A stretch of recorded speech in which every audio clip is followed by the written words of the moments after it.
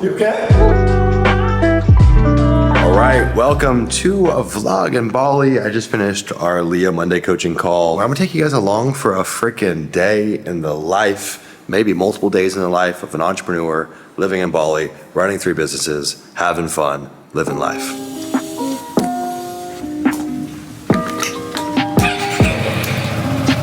All right, let's go. I got to 3:30. I'm exhausted, but we're about to spar. I'm fine. Let's spar with the kids. Let's go.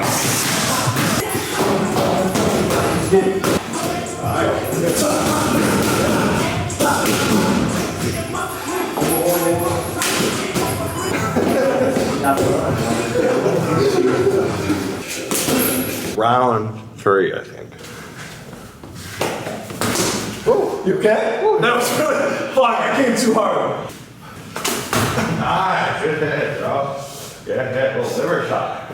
All right, Ryan and I just literally boxed probably 13 rounds. Oh, serious sparring. Jet.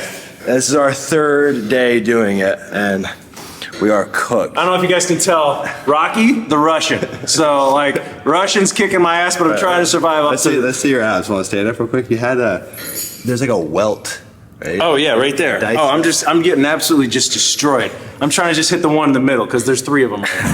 Yeah, he landed some pretty nasty shots on me too, but we're having a fucking time of our life. If you haven't ever tried sparring before, it's so fun.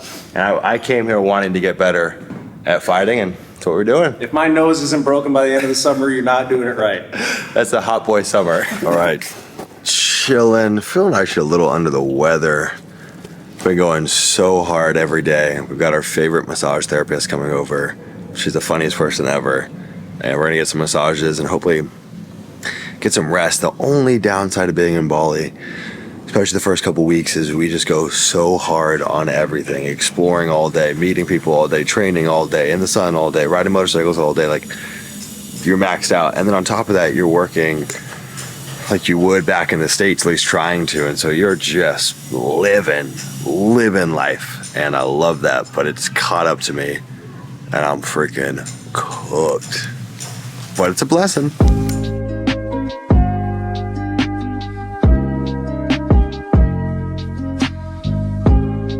I just got an IV. Feel very, very sick. They think it's from the sushi, and I ate some nigiri last night that tasted questionable right off the rip. So duly noted. Funnily enough, we were supposed to go on a double date for sushi tonight, but we opted out of that. Get some work done, and we're gonna watch some Vikings. Pretty damn cool show, and then call it a night.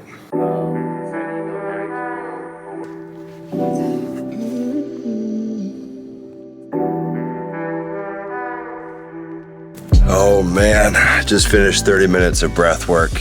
Breathe with Sandy on YouTube is the freaking GOAT.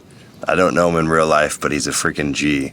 I swear to God, there are some insects and some things in the ocean that have to be aliens. I'm a big believer in aliens. That's a fucking alien. You can't convince me that that's not an alien.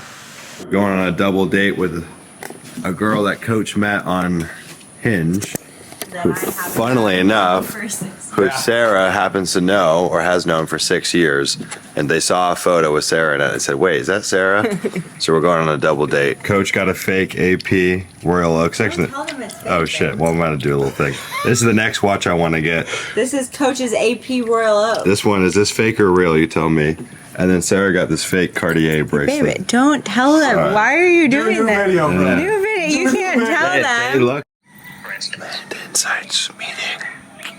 It shows you a bunch of tool options. One of them we call the subdivide tool. And they did that the day before the 4th, and then they did it again. All right, been working for about 4 hours, meetings on meetings on meetings. It's really interesting. Like in the last few years, as we've launched more businesses and some of the businesses have grown, all my time is on meetings. God damn it. I love it and I hate it at the same time. Got some crazy stuff coming for our SaaS tool, Land Insights. We launched that exactly a year ago, and we are bringing something to market that is gonna freaking blow people's mind. Actually, a lot of things to market that is going to disrupt the land investing space in a big way. Yeah, gonna get some work done, go train, spar, get some food, take you guys along, watch me punch my friends.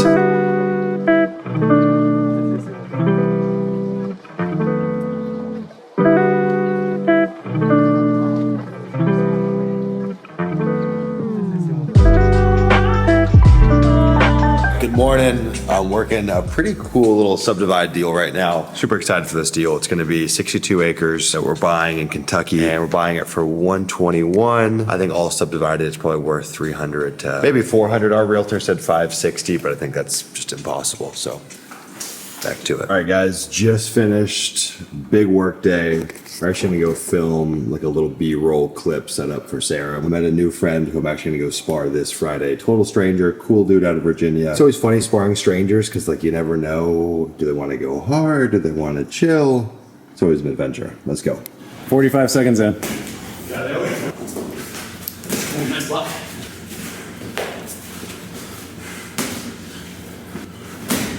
Nice. Nice block.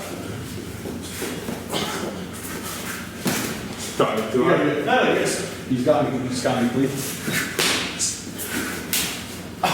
And I just finished sparring.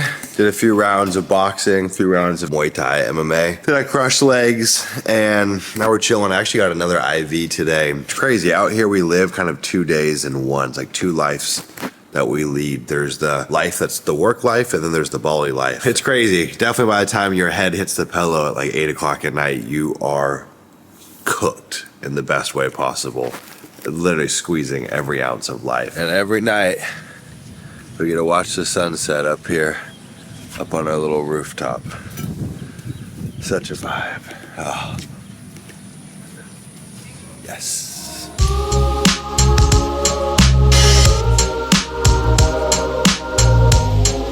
Even though I feel under the weather, I can't help shadow box every time I'm up here. And honestly, my feet are getting so cut up. About 6 weeks into training MMA and messing around with it. And I'm definitely not good by any means. But I've got the bug, and it's so fun. I don't know if you can tell, it's a weird sunset. You've got orange, yellow, blue, purple, pink, blue. All rainbow. Usually it's a kind of like stacked gradient. That's such a cool sunset.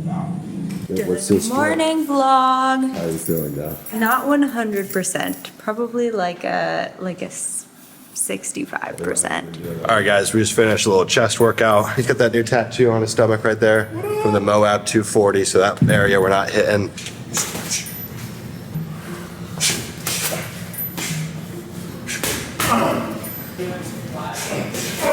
Yes. Big, juicy steak burrito. That is what you eat after freaking 3 hours of training, lifting, sparring, well deserved.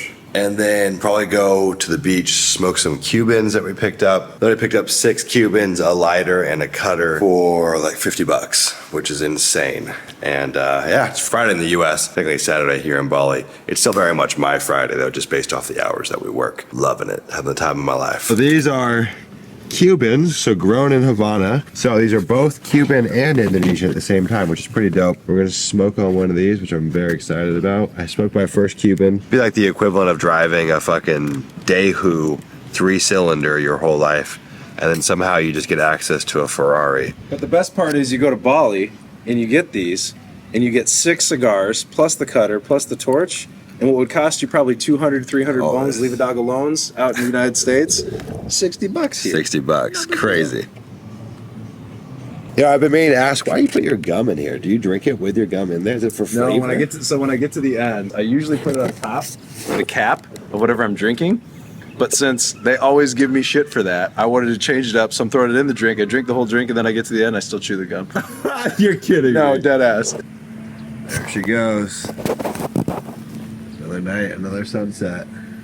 Yo, good morning. It's Saturday in the US, it's Sunday here in Bali, and you've just kind of followed along for the last really week or so. And honestly, I've been really intermittent with what I've filmed. There's so much more that's happened outside of this, and I've just been really present for a lot of it, and so I apologize. Now, one of the cool things is I actually brought on a videographer that we'll be doing some kind of like full day in the life stuff where they'll be following me as we do things. Not every day, but that's something that we're going to be bringing more content out, which will just be better at documenting than honestly I am. But I've been getting a million questions since I've been here, and I wanted to carve out a moment to answer them. Questions like, how the heck are you actually doing this? Like literally from a work perspective, how are you running 3 businesses and living here? What would it look like if I had a job and I wanted to do this? Or what would it look like if I'm a land investor? Like, how can I do this? And really kind of pulling back the curtains on the reality of what it takes to pull off a move like this without having a dip in your productivity, without taking a step back in your career or in your business. And then the second point is just the obvious one, is the financials. Like really, what would it cost to pull this off, or what is it costing me to pull this off? And I want to reveal all that. You know, one of the funny things is since I've been here, the number of messages that I've gotten from folks that are like, I want to do that. You're living the dream. I wish I could do that. Or I will do that. I'll be there soon kind of thing. Pretty much all the responses are positive, and it's either I want this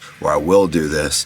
And so I wanted to shed some light on it. Now, for you guys that don't know, I currently run 3 businesses. Landinsights.co is a SaaS app for land investors. Landinvestor.co, it's a coaching and consulting program for land investors. And then the landpioneer.com, which is actually our land investing company where we buy and sell land. And for y'all that don't know, everything that I do is essentially revolving around the world of buying and selling land. It's very, very niche. We've got more details down below if you want to learn more about how that works. So all in all, between the 3 companies, I think we've got somewhere between 18 and 20 people involved in all of them. It flexes a bit here and there, and some of those are folks that are overseas, some of those are US people. Like it really runs the gamut. So my schedule might look very, very different from someone that is at a corporate job. So every day I have at least 1 meeting pertaining to one of the businesses, but typically it's more like 2 or 3 meetings for each business. Outside of that, my time is thinking about how do I remove friction or hurdles, right? So how do I remove a problem that we're kind of banging up against in one of the businesses? Now the beautiful thing is I can get all of that done in about a 6-hour block. What we do right now, my current schedule is I'll get up at around 3 to 4 a.m. It changes every day. I'll work for 6 hours. I'll go get breakfast with my buddy. We'll talk about land and business and life and whatever. And I have a little powwow mastermind. Then we'll go train. So I'll work out for about 2 hours. Then we'll spar for about an hour to 2 hours. Then I'll come home, and then that's like kind of more my relaxing time. Then usually we'll go to the beach and watch the sunset and then go grab dinner. It's a full ass day. I mean, it is full. And I love living a rich life, and I've got a lot of energy. But I will say, you can even hear it in my voice, it has taken a toll on me. So I'm learning to strike a better balance with it. And you guys can see I actually busted my lip from catching a punch. We've been sparring pretty much every day. So let me give you kind of the juxtaposition of my friend and Leah member who's here, who is currently working a sales job. Okay, so he's taking calls, and essentially what his schedule looks like is he'll work through the nights. Okay, so he usually gets a sleep block in from about 2 p.m. to about 8 p.m. So it's like his big sleep hours, and then from about 8 p.m. till 5 a.m. he's taking calls. Now he gets to take little nap breaks in and out through there, so like his schedule ranges and it looks different. That's a pretty crazy schedule to maintain long term, but I think for most people that are coming out here, the goal is not to be a corporate warrior forever. Most people that are going to come and try to live this lifestyle might have a corporate job like him, but are in the process of transitioning out of that corporate job, and they're looking to build something, whether it's a full-fledged business or a side hustle or fill in the blank. Now I think that's a small price to pay in the short term to set yourself up for the long term. And what do I mean by that? Well, ultimately, one of the biggest benefits of being here is the community, the people, and the lifestyle, and all of the obvious things. But in his situation, he's actually cut his expenses by about 50%. He's also actually created more leverage in his day-to-day life. He no longer cooks, he no longer does laundry, he no longer drives, he no longer does any of the things that we do in America that fill up the spots in between our days. His living expenses per month for the Airbnb he's in is about in the mid $500. I think it's like $580 a month. It's pretty bare bones and Spartan, but it's still not a bad setup. So all in all, his living expenses float somewhere around $2,000 to $2,500 a month, and he's living a great life. Now, when he was in the US living in Las Vegas, that was pretty much his rent. And so yeah, huge upside. Now let's talk about me. What are my living expenses here? What do I forecast them to look like? What are they right now? All that jazz. Now you guys have to remember, we are currently staying in Airbnbs. You're gonna pay a 20 to 40% premium at an Airbnb as to what you would find if you went off market or if you signed a longer term lease. Okay, so right now this spot that we're staying in, it's a 2-bedroom house, so it's big balcony, big backyard, pool, all that jazz. It's in a pretty good area. We're paying I think $3,600 a month for this spot, something like that. It's definitely expensive for the area, and I think we actually overpaid for this. I think this spot, more realistically, even on Airbnb, should probably be going for about $2,500 a month. My scooter rental for the month is $120. It's actually a motorcycle. It's not even a scooter. We eat out for every single meal. Now, between Sarah and I, we're probably spending about $40 a day on food, but we eat nice food and we get lots of food delivered and we get whatever we want, like literally to your heart's desire. So cumulatively, between the two of us, we're probably spending $1,500 a month, and we're not cooking right now. We're just ordering out whenever we have the urge. We order out,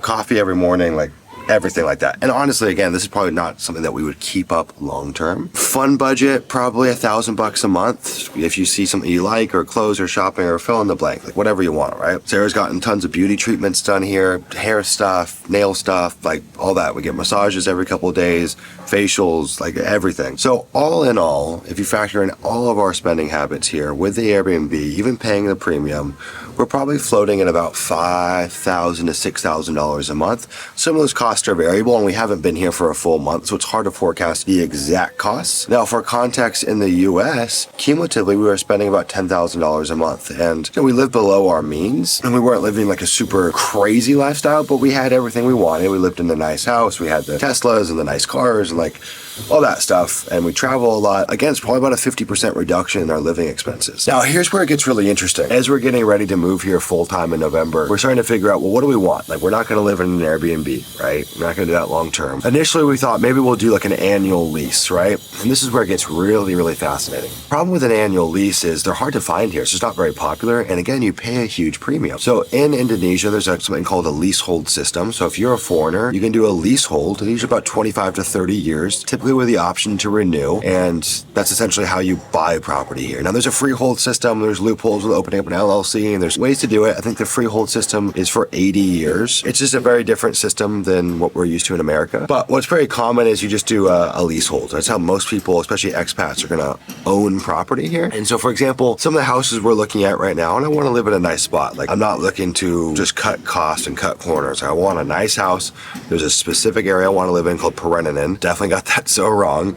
It's by the water. It's a certain kind of style of house I want. I want 3 or 4 bedrooms. I want family to be able to visit. I want a big pool. I want a big backyard. Like, I have a dream. I've got a vision, right? So let me get to the point, okay? Some of the spots we're looking at are like $3,000 to $5,000 a month, okay? Nice spot, great area. What's interesting is that's for an annual lease. Now, that same exact property, if I did a leasehold on it, okay? Let's say it's 25 years. Let's say it cost me about whatever, $250,000, okay? And that's that same property we rent out for $3,000 a month on an annual lease. In that situation, I would go pay that lump sum up front. I'd go pay the $250,000 up front, and my rent would be somewhere about $800 a month if you kind of prorate out that $250,000 over 25 years. And that math is coming from the top of my dome. I don't know how accurate that is. So essentially, if you've got the liquidity, you can remove any of the burden of rent for the next 25 years. Or again, you could prorate it out and cut your rent by 66% compared to what you might pay if you were going to go and rent it on an annual lease. Crazy, right? Here's where it gets really interesting. What if we don't want to be here for 25 years? That's okay, right? We might have that spot for 5 years, and then we can go and resell that now 20-year leasehold. And if the market's appreciated, now we might go get $300,000 for that leasehold. And we got 5 years of living there, essentially rent-free, and a $50,000 we had on top of it. All we had to do is tie up that $250,000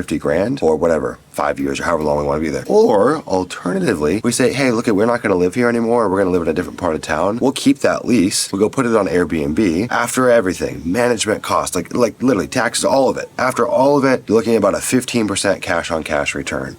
So you go and tie up $25,000, but that might spit out 35 or 40 grand in cash flow a year if you go park that on Airbnb. So it's a really interesting model if you've got the liquidity. And I was really convinced of this yesterday because I was like, I don't know if we're going to be here for 25 years. I don't even know if we're going to be here for 5 years. But when I walked away from that conversation with a realtor, is like, no, that is the only obvious option. And so we were already going to cut our costs by a lot. If you do a leasehold, it's inconceivable what your costs will drop to. And so look that's the schedule. That's the rough idea on savings. We've only been here for about 2 weeks. So our savings are still TBD, and perhaps I'll do a deeper dive video on what it actually looks like on a true dollar and cents difference from our lifestyle in America versus living here. But I can guarantee you it is still going to be a savings. Even if we go the annual lease route, even if we pay $5,000 a month for rent, it's still going to be a savings, which is amazing. Now, one of the cool things that I'm so excited about is building a custom motorcycle. So I don't have any cars here. You'll hire kind of a private driver from time to time if you need one, but I'm building a fleet of motorcycles. So we're getting Sarah a Vespa. I want a dirt bike, like a nice kind of 250cc. I want a cafe racer, which is going to be a custom build, and you get it custom built for $6,000. Custom from the ground up. I would like a little scooter for myself, something to just kind of bop around on, and maybe a Harley would be sick, or maybe like an old Indian motorcycle. I don't know. Really excited to build that fleet, but it's $6,000 for a custom built motorcycle. It's just nuts. It's so nuts. Hopefully that helps.